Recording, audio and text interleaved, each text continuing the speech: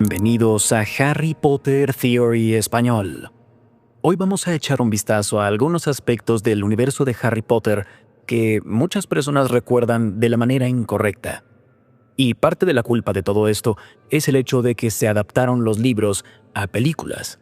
La respuesta breve sobre por qué pasó todo esto es que al transformar la amada serie de libros en películas, se tomaron muchas libertades creativas. Cambiaron personalidades de personajes, se agregaron escenas que nunca ocurrieron, cambiaron algunos papeles y, en muchos casos, fragmentos de los libros se omitieron por completo. Pero ahora que han pasado tantos años, muchas de estas cosas se han quedado tan grabadas en nuestras memorias que nos han llevado a ignorar cuál es la historia original. Cómo perciban este video dependerá de qué tanto han conectado con la serie y con qué parte de ella. Para algunos las películas son demasiado frustrantes, están llenas de imprecisiones y contradicen los libros. Al seguir este camino, el recuerdo de los libros y la información precisa se mantuvo intacto. Pero para muchos otros, los libros y las películas se han unido en una sola versión de la historia. Harry Potter como un todo es una amalgama de libros y películas. Las líneas entre ellos están algo borrosas, y en muchas instancias estos cambios se sembraron tan bien que ya hicieron que todo mundo olvidara lo que hay en el material original. Díganme cuáles de estas cosas recordaban de manera equivocada. Sean honestos. Comencemos. La famosa frase de Hagrid. Hay muchas frases de Harry Potter que se han quedado con el fandom, pero una que todo mundo ama. Eres un mago, Harry. No está escrita en el libro. En la piedra filosofal, Hagrid dice, Harry, eres un mago. Es una diferencia pequeña, solo se invierte, pero es un buen ejemplo sobre cómo las películas han cambiado ligeramente el diálogo que se convirtió en algo legendario. Branquialgas. En el Cáliz de Fuego, en la segunda tarea del torneo, se requiere a los campeones rescatar a alguien de las profundidades del Lago Negro. Pero hay un detalle. Tuvieron que averiguar cómo sobrevivir bajo el agua durante un periodo extendido sin ahogarse. Por supuesto, sabemos que Harry consigue branquialgas. Muchos fans recuerdan que Neville Longbottom es el responsable de darle a Harry este objeto, pero en los libros fue Dobby quien se lo dio, después de escuchar al profesor Moody hablar de la tarea, quien era por supuesto Barty Crouch Jr. No me gustó este cambio porque el que Dobby participara mostraba su valentía, lealtad e independencia fuera de simplemente seguir órdenes. Reasignarle el acto a Neville también resta un poco a la parte de la manipulación que hizo Barty Crouch Jr. ¿Quién delató al ejército de Dumbledore? Las reuniones del ejército de Dumbledore en la Orden del Fénix eran importantes, no solo para aprender magia para defenderse, sino para preparar a los estudiantes para enfrentarse a Umbridge y al control del ministerio sobre Hogwarts. La traición de Cho Chang golpea muy fuerte por esa razón. En las películas, Cho es arrastrada a la sala de los menesteres por Umbridge y la brigada inquisitorial. La mirada que Harry le lanza dice todo. Está herido, decepcionado y perdió toda confianza. Después de este momento, su relación se viene abajo. Pero eso no fue lo que pasó en los libros. En la historia original es Marietta Edgecombe, amiga de Cho, quien traiciona al grupo, no la misma Cho. Sí, dijo Umbridge. Sí, bueno, la señorita Edgecombe me avisó y fui de inmediato al 7º piso acompañado por un grupo de estudiantes confiables para atraparlos con las manos en la masa. Curiosamente, la película se deshizo por completo del personaje de Marietta. Es un cambio pequeño, pero uno que altera masivamente cómo vemos al personaje de Cho el día de hoy. El destino de la madriguera. La madriguera estaba en Devon, Inglaterra, en las afueras de Ottery St. Catchpole, y era el hogar de los Weasley. El cálido entorno te daba la bienvenida y siempre parecía un oasis seguro para Harry y sus amigos. La madriguera se convirtió en el cuartel de la Orden del Fénix en 1997. Pero, en la película del Misterio del Príncipe, este hogar llegó a su fin. En una escena exclusiva de las películas, los mortífagos aparecieron sin anunciarse en el hogar de los Weasley y en medio del caos, Bellatrix Lestrange le prende fuego al lugar. Se quema la madriguera y era época navideña, para colmo. Esto no pasó en los libros. La madriguera queda intacta. Los jóvenes padres de Harry. Esta es una extraña. En las películas, los padres de Harry se ven de mediana edad, y eso siempre que los vemos, en fotos antiguas, en el espejo de OSD, etc., y son mayores que Harry considerablemente. Eso no es ninguna sorpresa. Es normal que los padres se vean más grandes que los hijos, pero el problema es que murieron muy jóvenes. Ambos fueron víctimas de Voldemort cuando solo tenían 21 años. ¿Por qué se ven como si tuvieran 45? Parte de la tragedia de que Harry perdiera a sus padres es que apenas eran un poco mayores que él cuando llegó al final de la serie. Y esta parte crucial y detalle emocional no está en las películas. Es extraño que hayan decidido elegir actores que no coincidían con la edad. La muerte de Voldemort. En las películas, Voldemort se convierte en polvo después de que la maldición le rebota. Se termina su reinado de terror y se desintegra su poder malvado. Como se desintegra, su cuerpo no puede ser encontrado. En el libro, sin embargo, el cuerpo de Voldemort se mantiene intacto y es movido a una ubicación diferente para ser enterrado. Esto en el libro resalta la idea de que, a pesar de que buscaba la inmortalidad, Voldemort muere como cualquier persona. Deja detrás un cuerpo físico como si fuera un humano común. Voldemort siempre vio la muerte como una debilidad, un destino para aquellos que no eran importantes ni tenían poder. Aprecié su muerte en los libros, que fuera tan común. Para mí la muerte en la película se sintió muy exagerada y es algo extraño porque siempre se sugirió que él era diferente, cuando en realidad era igual que los demás, un mortal. ¿Quién descubrió la sala de los menesteres? Otro fragmento en el cual Neville tomó el lugar de Dobby. En las películas vemos a Neville encontrarse la sala de los menesteres y lleva ahí al ejército de Dumbledore, pero en los libros fue Dobby quien le dijo a Harry de la habitación. Ya que lo pensamos, es raro que le hayan dado a Neville otro de los momentos de Dobby, porque es una habitación a la que una persona puede entrar, dijo Dobby seriamente, solo cuando en verdad lo necesitan. A veces está ahí, a veces no, pero cuando aparece, siempre tiene lo que quien la busca necesita. Dobby la ha usado, señor. Ravenclaw en general. Desde el primer día que salió la película de Harry Potter, y película es una palabra importante aquí, ha habido una gran cantidad de confusión con respecto a la casa Ravenclaw. Para empezar con el tema de si la mascota es un águila o un cuervo. Si buscan Ravenclaw en Google, inevitablemente los van a bombardear con imágenes de cuervos y águilas, pero principalmente cuervos. Y si van a comprar mercancía de Harry Potter, existe una alta probabilidad de que terminen con un emblema que tenga un cuervo. Y también está el tema de los colores de la casa. ¿Cuál es la cuestión aquí? En la película, Ravenclaw es representada por un cuervo, junto con los colores azul y plata.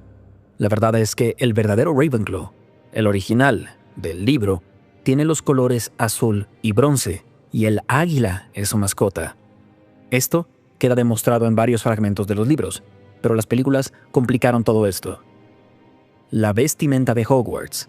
Cuando pensamos en la serie de Harry Potter, recordamos a nuestros personajes favoritos cubiertos de los colores de sus casas. Harry en los colores rojo y dorado, Draco en verde y plata. Pero lo que los fans de solo las películas escucharán con sorpresa es que todo esto fue mera cuestión visual para las películas. En los libros, los estudiantes de Hogwarts usaban túnicas negras sin ninguna marca en especial. Las corbatas de colores y los accesorios de las casas se agregaron por aspecto visual y no son parte del canon de los libros. Compartir clases. Ya que estamos hablando de esto, otro fragmento que se propagó gracias a las películas es que las 4 casas iban a clases juntas. En las películas vemos clases mixtas con las 4 casas. Gryffindor, Slytherin, Hufflepuff y Ravenclaw se sientan lado a lado. Pero en los libros, las clases eran mucho más pequeñas.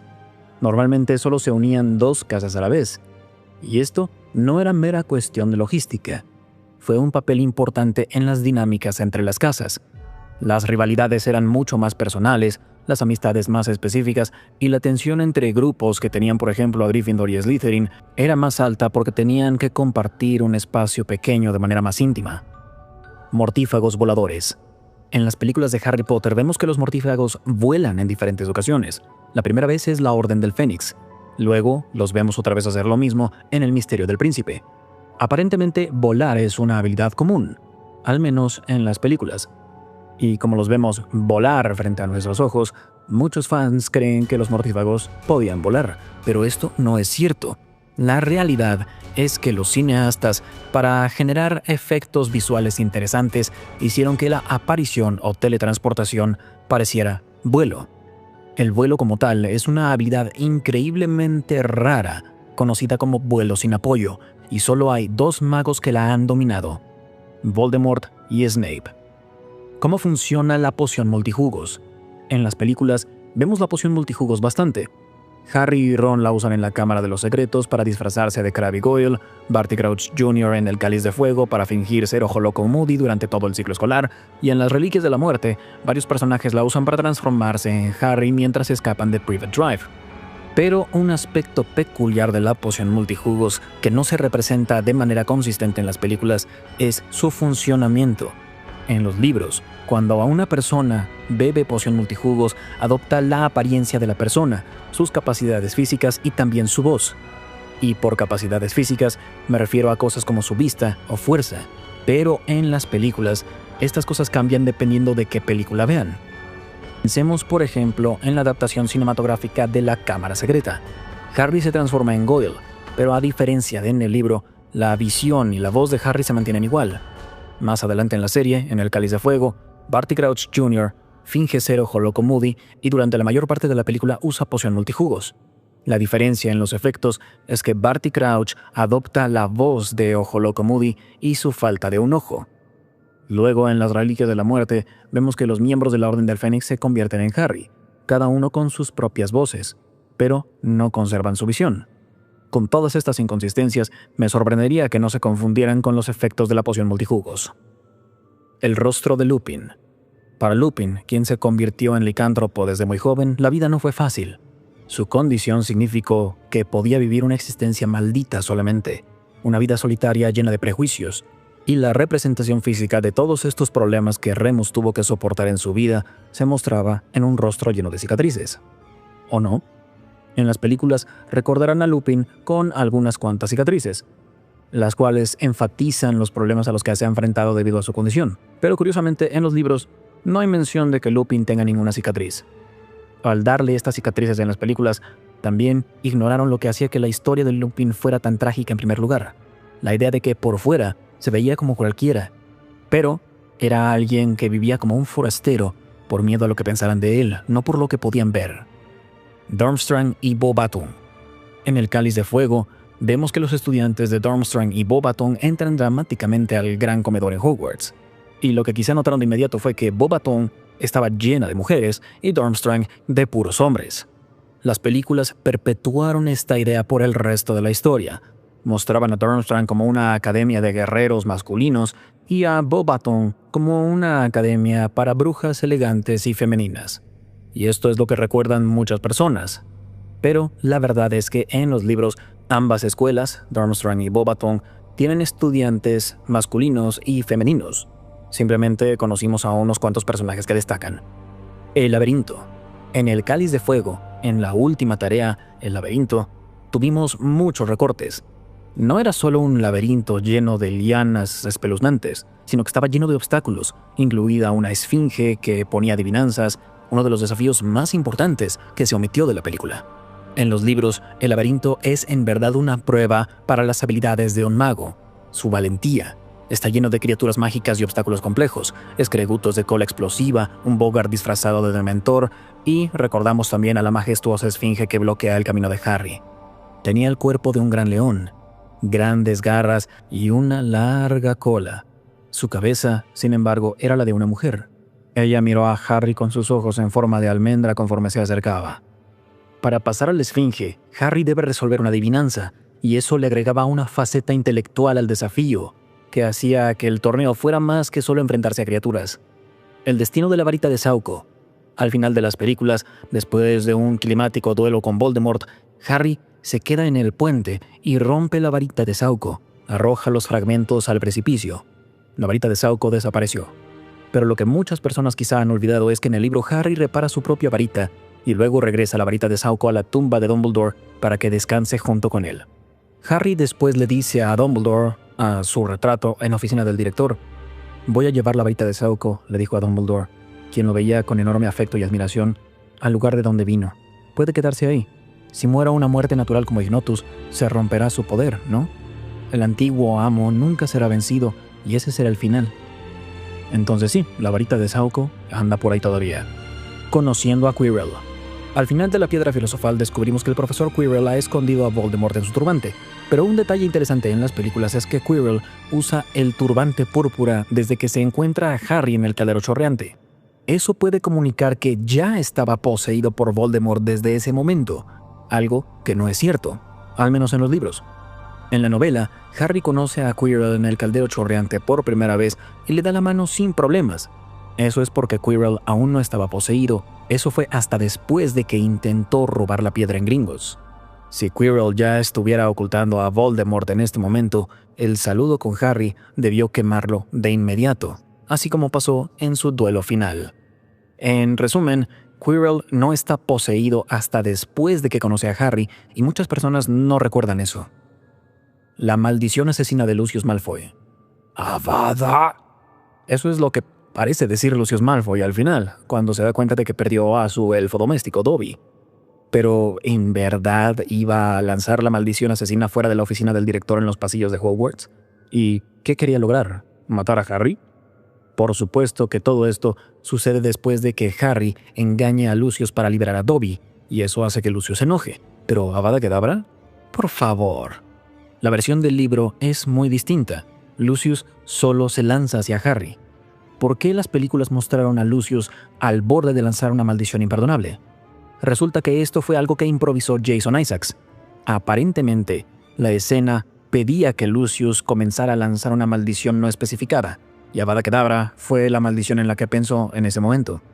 Entonces, no, Lucius no iba a matar a Harry ni a Dobby dentro de Hogwarts. El color de ojos de Lily. Un detalle importante en los libros es que Harry tiene los ojos de su madre, y su madre, Lily, tiene ojos verdes. Pero por supuesto Daniel Radcliffe, quien interpreta a Harry, no los tiene. Sus ojos son azules. Entonces, ¿sus ojos son verdes o azules?